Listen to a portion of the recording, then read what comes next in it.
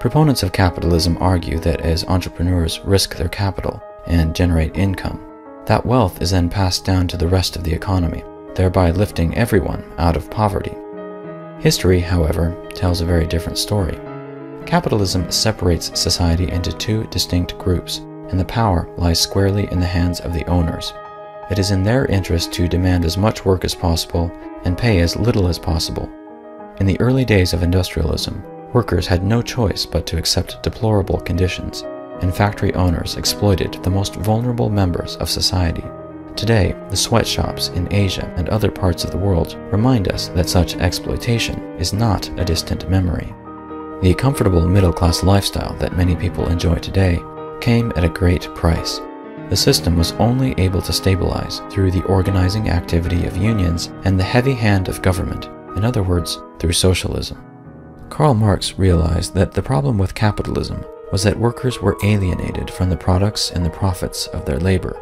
He observed that the private ownership of capital was the tool used for exploitation. Because workers did not own the factories and tools that they used, they were forced to sell their labor in order to live, an arrangement that is not far off from slavery. Marx's proposed solution, however, did not restore ownership to the worker, but abolished private property altogether. The resulting system offered greater equality, but no incentive for people to work, and no individual stewardship. The Soviet Union and Communist China were able to industrialize rapidly, but over time productivity declined, and eventually both countries realized that in order to survive, they would have to open up and introduce capitalism into their economies. Looking at capitalism and socialism side by side, we're faced with a dilemma. Capitalism is great at creating wealth, but terrible at distributing it. Socialism distributes wealth, but destroys the engine of wealth creation in the process. The French writer Victor Hugo suggested that the two objectives, wealth creation and wealth distribution, must be solved together to be well solved. The two solutions, he said, must be combined to form only one. The problem with capitalism, as was previously discussed, is the separation of labor and capital, a condition that was exacerbated by industrialization and urbanization. The solution, therefore, is to reunite labor and capital and create a system in which everyone owns the means of their support. But today, the power of our modern economy comes from capital-intensive industries that are managed by organizations. Therefore, having broad ownership of assets in a modern economy necessarily implies cooperation. In every case, the people had experienced shared suffering that came about from persecution, oppression, poverty, or war. They didn't wait around for a political solution. They knew that if they didn't take action and help one another, no one else would. They had a sense of common identity, an identity that put everyone in their community on equal footing. They were able to work together and cooperate because everyone had the same values. These shared values sometimes came about through a common religious or cultural heritage. They demonstrated a willingness to change, with theory and practice constantly informing one another. Throughout history, the lack of unity on values has been a significant obstacle to achieving real solidarity. Since ancient times, human beings have sought to do more than just subsist and survive. People have always been looking for meaning and purpose in their lives. We can begin to resolve this dilemma by recognizing that there are two types of work: economic work and non-economic work. Non-economic work is sometimes referred to as leisure. We're not talking about having a barbecue. Leisure allows us to pursue the non-material, what Aristotle called goods of first intent, that which elevates the mind and spirit. Economic activity is not an end in and of itself. The purpose of economic work is to make the non-economic work possible. But our society today seems to have it backwards. A college education is seen as a ticket to the job market, a stepping stone, a way to get to the real thing, which is making money. People seem to have forgotten that learning for learning's sake is the real thing. This is what gives our lives meaning. Today, people are so worn out by meaningless work that they look forward to weekends, vacations, and any opportunity to not work. But our need for work goes beyond economics. Even if we didn't need to work for money, we would go crazy without work. The ability to organize and transform chaos into order is part of what makes us unique as human beings. The biggest obstacle that we face in getting to the non-economic work is scarcity, in particular, scarcity of time. It's a condition of our existence that nothing comes to us without effort. The earth doesn't yield her bounties automatically. We must labor in order to go on living. And the time we spend laboring is time we can't spend doing other, more meaningful things. We can't get something for nothing. To pursue one objective means to sacrifice another. There is no free lunch. Our ancient ancestors spent practically all their time trying to survive. Then they learned to make tools. These tools helped make their labor more productive, thus freeing up their time for other pursuits. But all too often, instead of pursuing the non-material, men sought to achieve power and status, and to enjoy a life of ease and comfort. Instead of working land and capital directly, the human tendency has always been to try to live off the labor of others. In many cases, this was achieved by enslaving conquered peoples. But those seeking after power also found that they could achieve the same result without direct force. By claiming ownership over land and capital, those not in possession of any means of support were compelled by circumstance to work for those who did. Because no force was applied to create the situation, the people often didn't even realize that they were enslaved. Thus, capitalism was born. In Europe, ownership of land and capital became concentrated well before industrialization, and when industrial technology emerged, the situation became even worse. Economic circumstance for Europeans was largely a matter of birth. This inherent inequality led to social unrest. America was then seen as a land of opportunity, a place where anyone could achieve something. Soon, titans of industry discovered that they could have the wealth and power of a king without having been born into royalty. These men captured the imagination of entrepreneurs for generations to come. But in the business world, nothing is static. Any king of the mountain can be removed from his place by disruptive innovation. By providing a product that's better or cheaper, you can put yourself at the top of the food chain. Once industrialization began, a chain reaction started, new technology replacing the old, and new competitors displacing market leaders. This progression was beneficial to the owners of disruptive capital, but new technology made the non-owners worse off. Machines replaced human labor, putting people out of work. As the needs of employers changed, workers had to constantly adapt and learn new skills, or else find themselves unemployed. And so we admire and try to emulate the entrepreneurs who are able to bring great products to the masses. But we need to stop and consider where we're heading. As marginal cost gets lower and lower, eventually we'll start hitting a threshold, zero marginal cost. And as products become more and more accessible, eventually scarcity will start to lose its meaning. In fact, we've already started to hit this threshold. Because of the internet, a lot of information and resources that once cost money are now free. This is wreaking havoc on entire industries and causing big companies to scramble. And what does the future hold? As we continue on this path, science fiction starts to look a lot more plausible. Perhaps one day we will have the technology found on Star Trek, the replicator, which can create anything with zero marginal cost. Consider how disruptive such an innovation would be. Instead of having to work and save to get the things that you need, what if you could simply ask and it would come to you? How would that affect our society? The science fiction writer Arthur C. Clarke said, "A society based on the replicator would be so completely different from ours that the present debate between capitalism and communism would become quite meaningless. All material possessions would be literally cheap as dirt. When material objects are intrinsically worthless, perhaps only then will a real sense of values arise. Works of art would be cherished because they were beautiful, not because they were rare. Perhaps one day our descendants, no longer cluttered up with possessions, will remember what many of us have forgotten, that the only things in the world that really matter are such imponderables as beauty and wisdom." We live in a very confusing time. The problems that we face are complex. We have access to almost unlimited information, yet we seem to be getting further away from real answers. Despite the advancements our society has made, division and strife seem to be increasing. All of us want real solutions, not something vague and ideological. Gandhi said that if we could change ourselves, the tendencies in the world would also change. Ownership of land became concentrated as small farms were absorbed into the latifundia. Many of the landless poor ended up in the city. There, politicians provided free bread and entertainment. This diverted the people's minds away from the real issues, leading to moral and cultural decline. This is the same situation we find ourselves in today. We're unable to address the serious problems that we face because our minds are preoccupied with distractions. A multitude of voices and interests compete for our attention. We've developed an appetite for mental sugar, and we can't tolerate real substance. We waste time on triviality while ignoring things of great value. Our society is like an addict on a self-destructive path. We repeatedly take steps that fail to solve the real problem and only make things worse. As we become aware of a problem, our natural tendency is to try to do something to stop it. This is like sticking your hands in the water, hoping to make the stream flow in a different direction. This is a futile endeavor.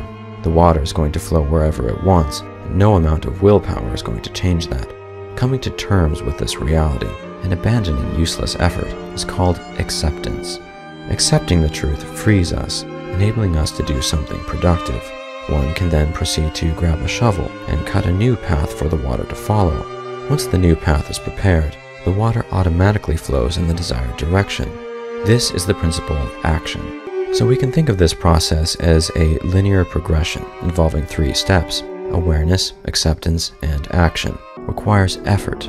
It begins in the mind with intention or faith.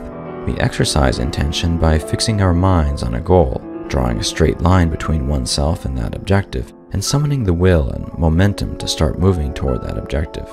It's a mode of thinking that's not concerned with feelings or contemplation, but simply the desire to align oneself with natural laws. Many people have come to recognize that the separate objectives of capitalism and socialism need to be combined into one, but no amount of external mixing is going to help our situation. In order to fix our economy and build a better society, we first need to come to the awareness that business as usual is simply not sustainable. The separation of labor and capital has driven a wedge between the financial world and the real world, causing working people and the environment to become subservient to the demands of the economy. Recent shocks to the economy have caused many people to wake up and realize how vulnerable we are. Young people and others who have tried to do everything right feel betrayed by the system. They're starting to question traditional wisdom and traditional approaches to solving problems. It's one thing to notice the macro-level problems, but many of us fail to connect cause and effect. In economics, there are 2 main challenges: creating wealth sustainably and distributing wealth. So how can we balance the need for individual self-determination while encouraging people to make decisions that benefit society and the planet?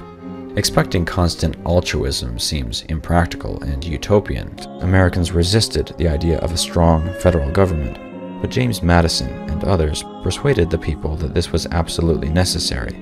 They explained that a republic, a hierarchical form of government, is better than direct democracy because it protects the rights of minority factions. The masses, he explained, are subject to unruly passions, but with representatives of the highest virtue and moral character, it becomes possible to protect the liberty of everyone, not just the majority. In the Civil War. Around the same time, a new threat to liberty was emerging, one that the founders hadn't fully anticipated. Industrialism was concentrating ownership of property into the hands of capitalists, leaving workers without access to property. This led many people to look to the western frontier as a possible safety valve. As long as workers had access to land, they could escape the corruption of industrial society. Over time, however, public sentiment began to soften as people realized that something had to be done to help working people. The progressive movement relied on government authority to rein in big business and to help the poor.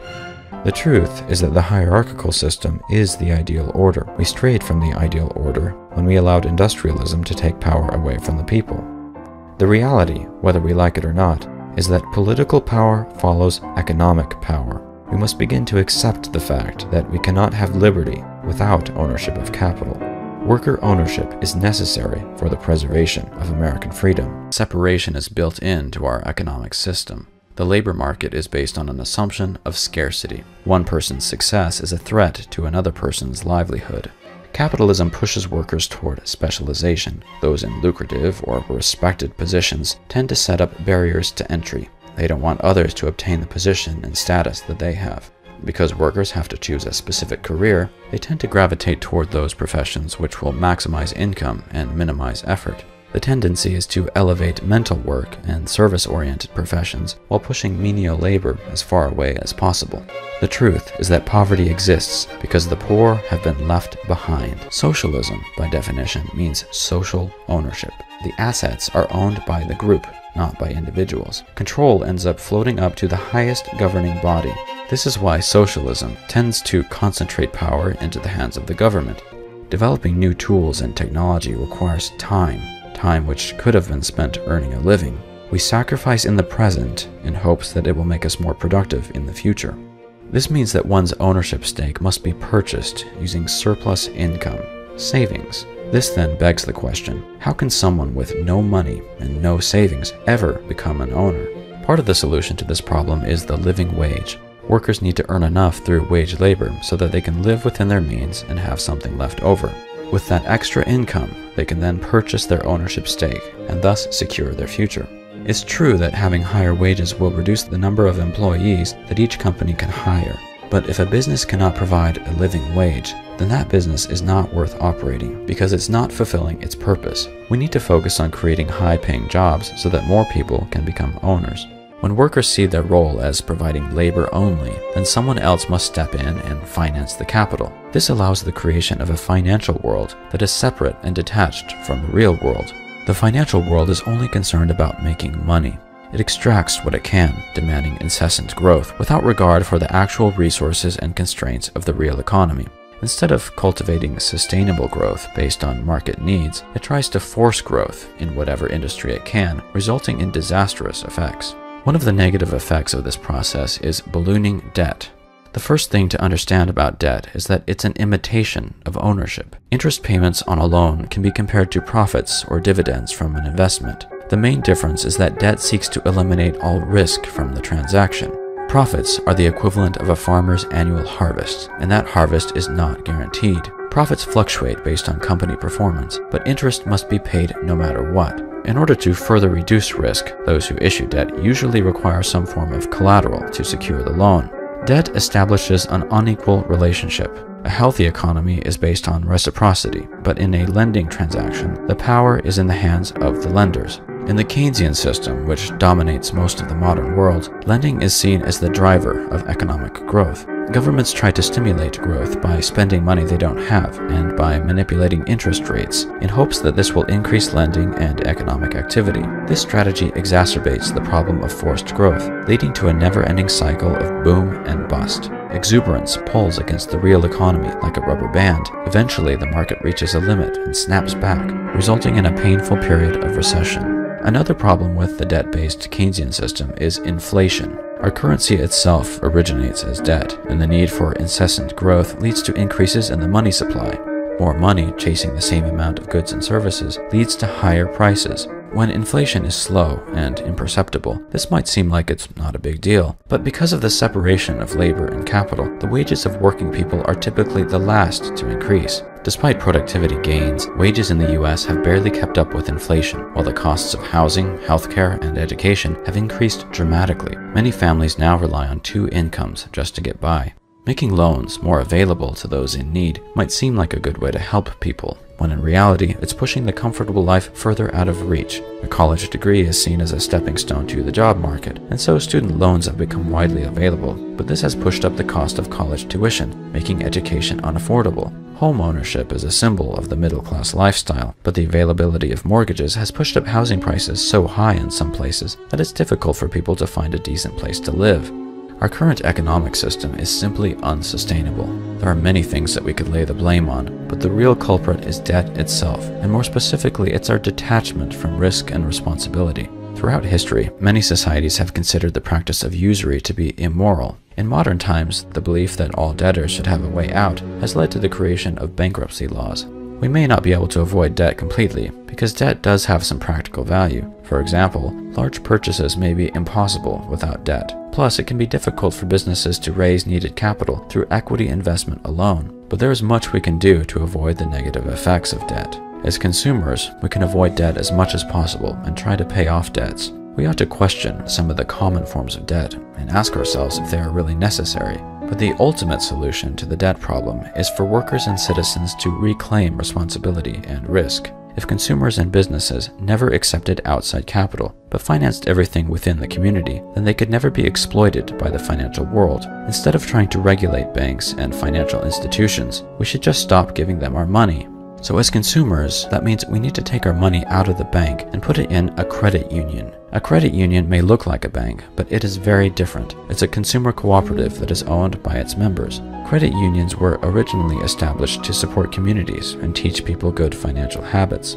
On the business side, we need to have worker ownership so that workers are not subservient to outside capital. If debt financing is needed, this can also be supplied through credit unions. The Mondragon cooperatives recognized that they couldn't grow without more money, and so they created the Caja Laboral. This was a development bank, a member-owned credit union focused on funding new business activity and creating jobs for the community. The credit union approach allows members of a community to share in the risk and responsibility of economic activity. As people come together in the spirit of self-sufficiency and cooperation, they can support each other through times of difficulty, create a refuge from economic storms, and help themselves move toward a more prosperous future. Our modern capitalist economy operates primarily on the basis of wage labor, which means that workers depend on money as opposed to property for their livelihood. To ensure security in old age, workers and their employers must contribute money to some sort of retirement or pension fund, the same way that squirrels gather nuts before the winter.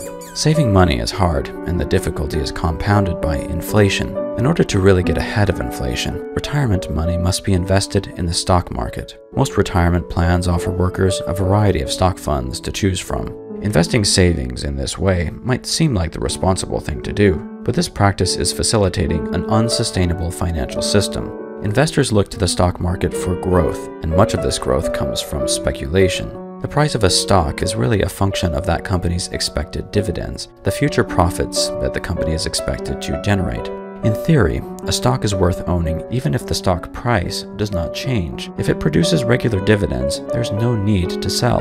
But investors today do not buy and hold stock in order to collect dividends. They buy hoping that the stock price itself will increase. It's about buying low and selling high. A good speculator looks for ways to maximize price changes and minimize the time between trades. Wall Street has mastered this strategy. The trading has gotten so fast that it has to be done by computers. It's easy to put all the blame on Wall Street, but the speculative spirit is found throughout all of society. We find it among home buyers who hope that the value of their home will increase over time. We see it among entrepreneurs and venture capitalists who build startups and then look for a quick exit. It is found among corporate executives who apply short-term strategies so they can take advantage of their stock options. And everyone who puts money into retirement plans relies on the assumption that the stock market always goes up over the long run. But is this a reasonable expectation? It is speculation, pure and simple. Speculation adds no real value to the economy, but extracts value from it. We should derive value from the long-term use of capital rather than the exchange of capital.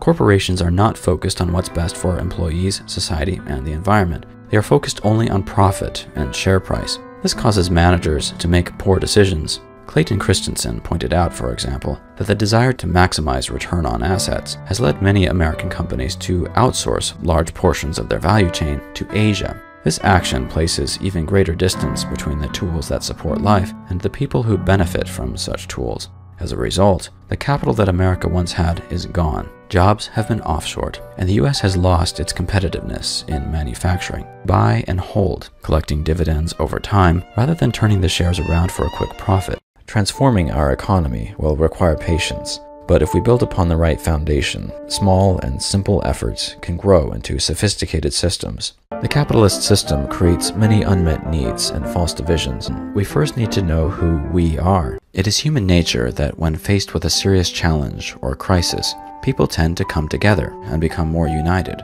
They work hard to make sure that everyone's needs are met. Historically, cooperative societies have tended to emerge during times of extreme difficulty. But in the absence of a serious crisis or threat, unity tends to break down and society usually reverts to individual self-interest.